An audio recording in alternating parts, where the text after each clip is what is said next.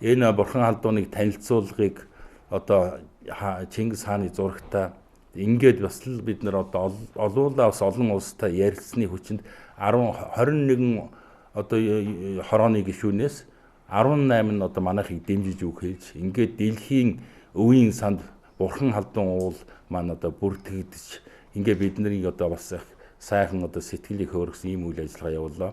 Энэ бурхан халуун уулыг одоо дэлхийн өвд бүртгэж байгаа нь манай Монгол улсын тусгаар тогтнод улам батлагдж байгаа. Нэгдүгээр, хоёрдугаар Чингис хааны чинь их булаацалдаг шүү дээ. Жинхэнэ Монгол хүн гэдгийг бол баталгаажуулж байгаа. Гуравдугаар